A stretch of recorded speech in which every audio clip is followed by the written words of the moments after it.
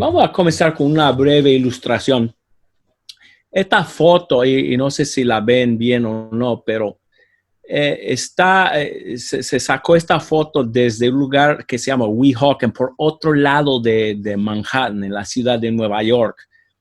Y a veces cuando viene gente y yo les llevo aquí a este sitio, porque se ven, como ustedes ven, los rascacielos ahí por otro lado del río. Y una vez llevé a un grupo de jóvenes aquí y comenzaron a especular un poco. Uno preguntó, ¿qué se verá desde aquí en 50 años o 100 años? Y a uno dijo, yo creo que vamos a ver si en 100 años o si se podría ver rascacielos que alcanzan 150 pisos.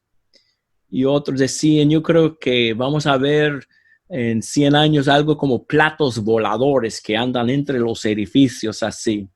Pero uno de los jóvenes estaba bien serio y alguien por fin le preguntó, ¿qué tú piensas? ¿Qué se verá de aquí en 100 años? Y él dijo, ¿sabes? Yo creo que en 100 años todo esto sea como escombros, destrucción. Y nosotros sabíamos lo que tenía en mente. Con una sola bomba nuclear, todo esto queda en ruinas. Y hay gente, hay terroristas. A ellos les encantaría poder echar ahí una bomba nuclear. Y en 100 años quizás logren hacerlo, quién sabe. Entonces, ¿cuál de los dos escenarios es más probable? ¿Rascacielos que alcanzan 150 pisos o la destrucción, la ruina? Yo no sé cuál es más probable. Pero una pregunta más importante, ¿cómo Dios quiere que veamos la última posibilidad de que todo eso sea destruido?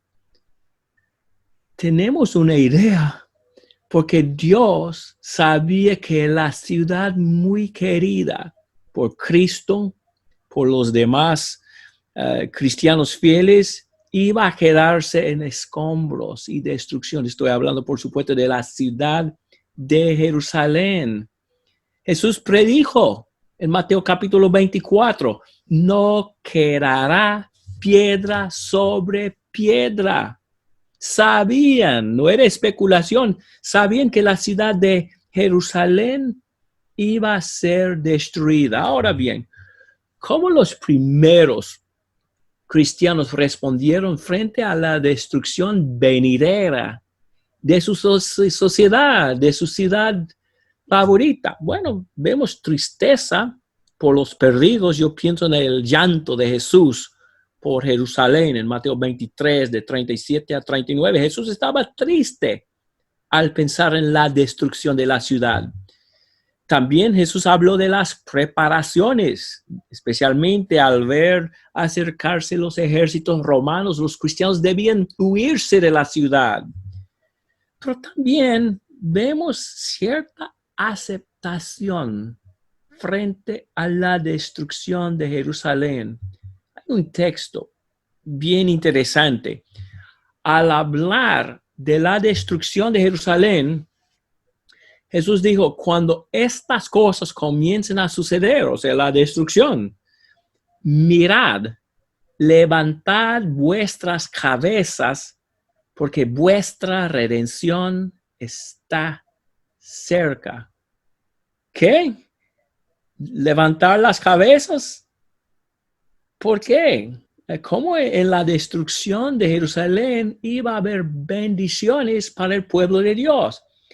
Hay algunas ideas. Un comentarista dijo, quizás eso fue el punto. Los judíos que les oprimían no iban a tener más poder y el reino iba a comenzar a extenderse con ímpetu. En cierto sentido, así pasó.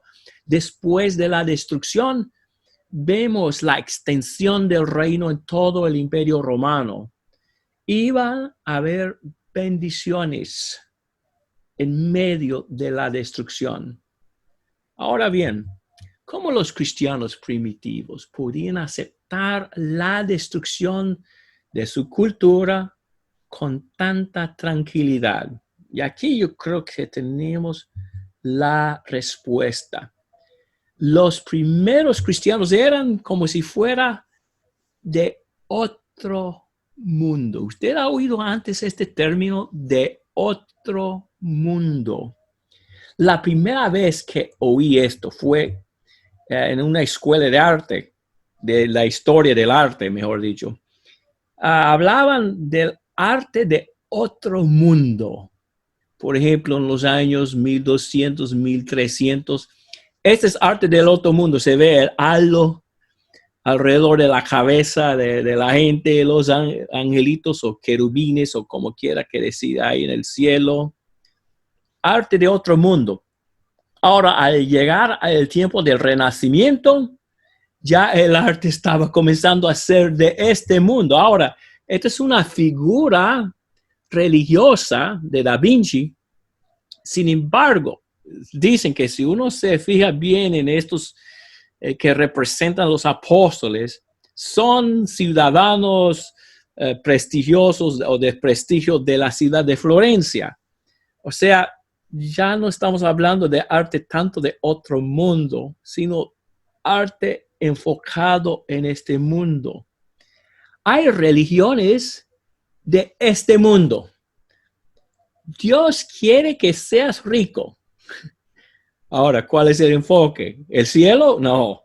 Dios quiere que seas rico aquí. Pare de sufrir. ¿Cuál es el enfoque? ¿Buscar el cielo? No. Aquí. Pare de sufrir. Hay unas pocas religiones de otro mundo, pero están desapareciendo. Quizás hayan oído de los menonitas y de otros grupos así que no quieren tener autos. Algunos de los más estrictos son más de otro mundo. Pero, ¿cómo Dios quiere que sea nuestro enfoque? Los cristianos del primer siglo eran de otro mundo. Nuestra ciudadanía está en los cielos. Filipenses 3:20. Amados, os exhorto como a peregrinos y expatriados que os abstengáis de las pasiones carnales que combaten contra el alma. Peregrinos, expatriados, es lo que somos aquí en el mundo. Hebreos 11, 13 a 16. Ahora es una cita un poco larga, pero la voy a poner en la pantalla. Fíjense en las expresiones que indican una perspectiva fuera de este mundo.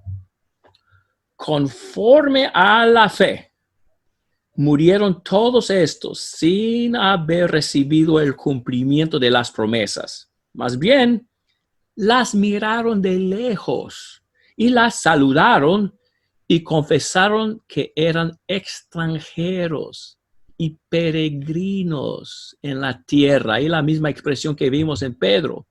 Los que así hablan claramente dan a entender que buscan otra patria. ¿Esta patria en la cual estamos? ¿Cuál es nuestra patria? Pues si de veras se acordaron de la tierra de donde salieron, tendrían oportunidad de regresar. Pero ellos anhelaban una patria mejor, es decir, la celestial. Por eso Dios no se avergüenza de llamarse el Dios de ellos, porque les ha preparado una ciudad. Entonces, vemos el concepto de ser peregrinos aquí, extranjeros. Estamos viajando por aquí. No es decir que no vamos a tener nada de interés, pero somos de otra patria. Mi esposa y yo vivimos en la Argentina un par de años, 80 y 81, hace bastante tiempo. Y al estar allá, había bastantes problemas económicos, bastantes problemas políticos, la moneda fue devaluada y los hermanos estaban sufriendo y nos sentimos mal por ellos. Sin embargo, cuando llegó la crisis a ser más fuerte, nos quedaban como 6 meses antes de irnos. Entonces decimos, qué malo, qué malo. Pero a la vez decimos, bueno, en 6 meses ya nos vamos, porque no somos de aquí. Hasta hoy en día me interesan más las noticias de Argentina, quizás de otros países, porque todavía siento ciertos lazos con aquel país. Sin embargo, no siendo originalmente de aquel país, me protegió un poco, o no llegué a estresarme sobremanera por lo que estaba pasando. Y así los primeros cristianos vieron su estadía en el mundo. Estaban tristes por los habitantes del mundo, pero no desesperados, porque ellos se fijaron en el hecho de que tenían otra patria, su ciudadanía estaba en otro lugar. Noten, yo tengo aquí algunas citas de cristianos primitivos. Estos no son citas inspiradas, pero vemos la influencia de la inspiración en su vida. Justino Mártir. Puesto que nuestros pensamientos no están enfocados en este mundo, no nos preocupamos cuando los hombres nos matan. A veces decimos, ¿cómo los primeros cristianos soportaban la persecución espantosa del Imperio Romano? Nuestros pensamientos no están enfocados en este mundo. Hermanos, este es un anciano desconocido, dejemos nuestro peregrinaje aquí en el mundo de buena gana. No temamos la partida de este mundo, porque las cosas de este mundo no nos pertenecen y no nos fijamos en ellas. Una cita más. Cipriano. Fíjense, me gusta esta. Hay una sola tranquilidad que es apacible y confiable. Una sola seguridad que es sólida, firme y nunca cambia. Es retirarse de las distracciones del mundo y poner nuestra confianza en la tierra firme de la salvación, levantando los ojos de la tierra al cielo. ¿Estos primeros cristianos eran de este mundo o eran de otro mundo? Yo creo que es obvio. Es interesante que los romanos acusaron a los primeros cristianos de apartarse de la política, de apartarse de la diversión y el estilo de vestirse en su día. ¿Por qué ustedes están tan separados? Pero dudo que muchos hoy en día podrían acusar a los cristianos de estar completamente alejados de estas cosas. Y aún así, en este país, estoy hablando de los Estados Unidos, se hablaba así hace tiempo. Aquí un cristiano primitivo. Ustedes no deben preocuparse por las cosas de este mundo, ni quererlas. No deben estar conformados con el mundo. Aquí no tenemos ninguna ciudad permanente, sino somos extranjeros y peregrinos en busca de una patria mejor. Ahora bien, ¿cuántos líderes religiosos hablan así hoy en día? Casi ningunos. Es que todos están muy metidos en la política, en el evangelio social, el evangelio de la prosperidad y la idea de enfocarse en una vida más allá, la vida eterna. Eso no está de moda hoy en día. Ahora, ¿estamos nosotros tan apartados del mundo como lo eran los primeros cristianos? No estamos preocupados en nada por las modas, por las diversiones mundanas, por la política y los afanes del mundo. Hacer la pregunta es contestarla y la respuesta, al menos para mí, es que no estoy tan apartado del mundo como lo eran ellos. ¿Y por qué es tan difícil ser de otro mundo hoy en día? ¿Por qué es tan difícil apartarnos de los afanes del mundo? Y ahí está la respuesta. Pero quiero dar énfasis que este es el reto que tenemos, la prosperidad. Y tenemos hoy, al usar nuestros teléfonos y computadoras como estamos usando ahora, tenemos aparatos que los hombres hace 50 años no podrían haber imaginado. Gozamos de la prosperidad. Pero ¿qué pasa con la prosperidad? Aquí la advertencia que Jehová dio a los israelitas cuando estaban por entrar en etapas de prosperidad. Cuídate de no olvidarte de Jehová tu Dios, dejando de guardar sus mandamientos, sus decretos y sus estatutos que yo te mando hoy.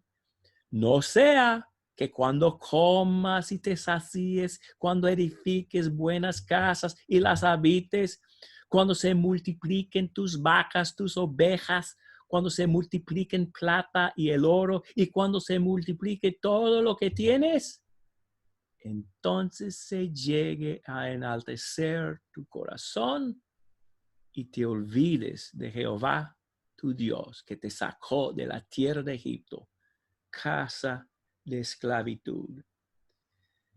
Es que el materialismo nos afecta mucho. Y al decir nos, estoy hablando de Gardner, nos afecta mucho. Es muy difícil señalar el materialismo.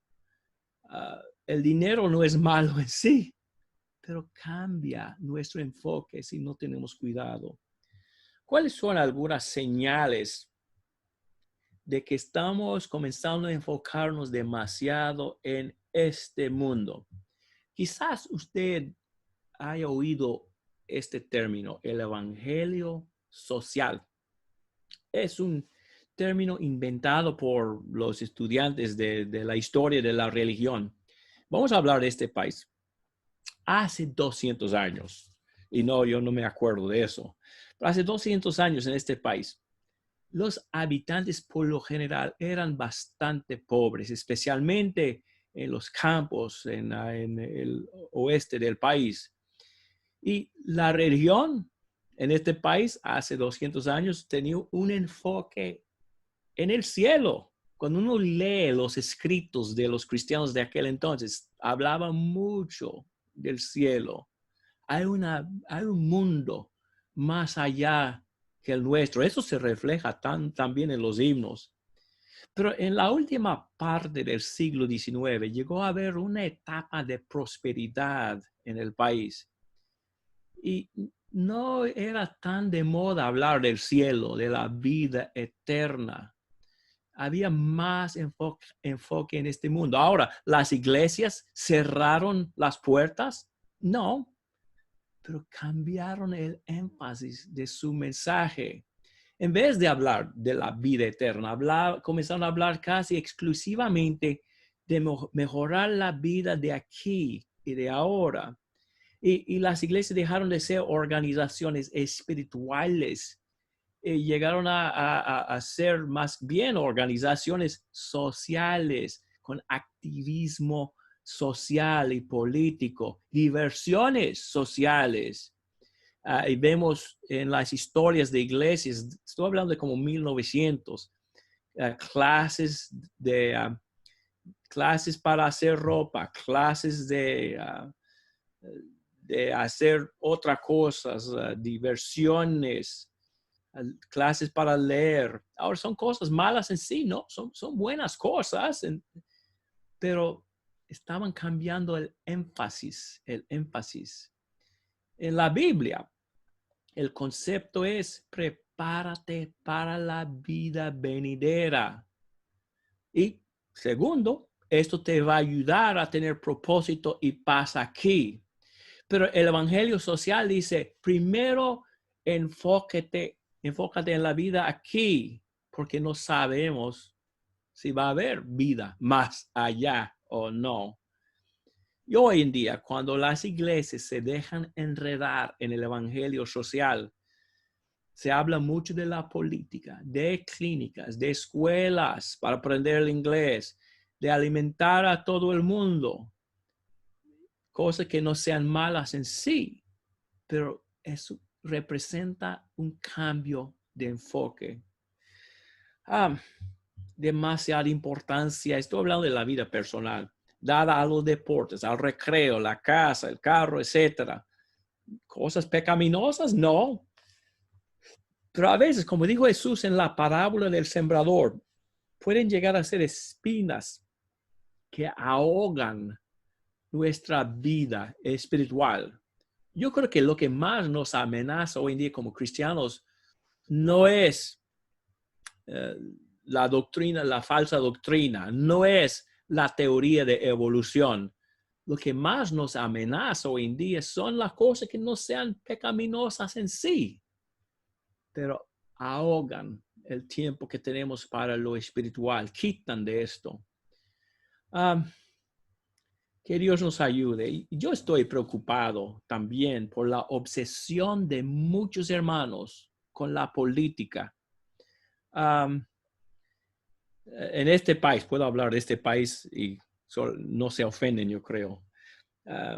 Los demócratas apoyan el aborto y algunos hasta hermanos, mire cómo apoyan el aborto. Y los republicanos están en contra de los pobres y ahí batallan hasta entre hermanos. Los primeros cristianos no se enredaban así en la política. No tuvieron gran interés en ella porque estaban enfocados en el reino de Cristo. ¿Cómo cambiar el enfoque hasta de hermanos hoy en día? Una fascinación con las celebridades, el mundo del espectáculo, y así, etcétera, etcétera, etcétera. Ahora terminamos con estos puntos. ¿Cómo combatir estas tendencias mundanas? Y si somos honestos, nos damos cuenta de que afectan a todos nosotros. Primero, sufrir. Ahora, no estoy hablando de salir y buscar pleitos con la gente para que nos tiren piedras, pero la idea es compartir con los que sufren. Y en nuestras congregaciones siempre hay ancianas, siempre hay necesitados. Compartir la vida de ellos, ir a los hospitales, a los asilos para ancianos, a las cárceles si es posible, a las funerarias. Es que cuando compartimos con los sufrimientos de otros, comenzamos, pasan dos cosas buenas. En primer lugar, les animamos a ellos y ellos nos animan a nosotros.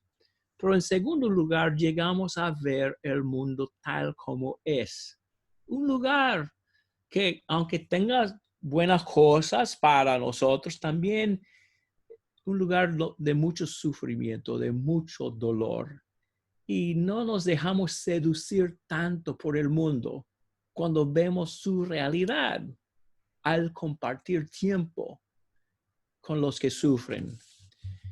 Sacrificar para dar más bienaventurado es dar que recibir. Sacrificar al ayudar a otros.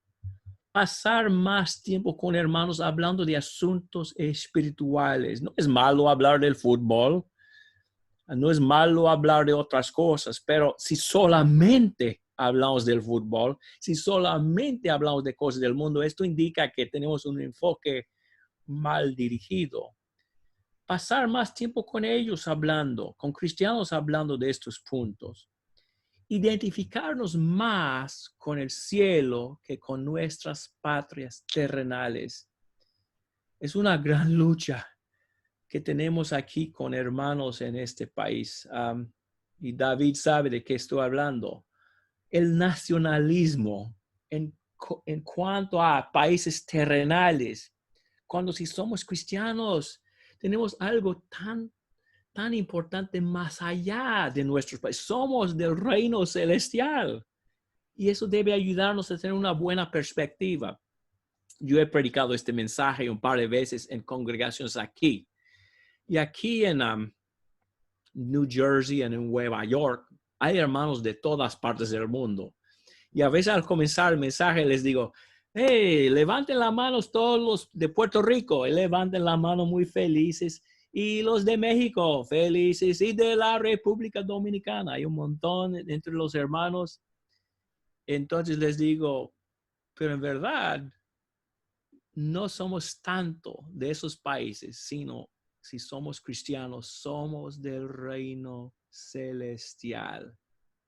Que nos identifiquemos más como cristianos que colombianos, que panameños, mexicanos. Sí, tenemos que obedecer los gobiernos de nuestros países, nos gustan algunas costumbres que tenemos, pero más allá de todo eso, somos del cielo. Esto va a afectar, yo creo, nuestra actitud con relación a servir en el servicio militar hasta el punto, especialmente en este país, gracias a Dios, no tanto en los suyos, de tener que matar a otros seres humanos.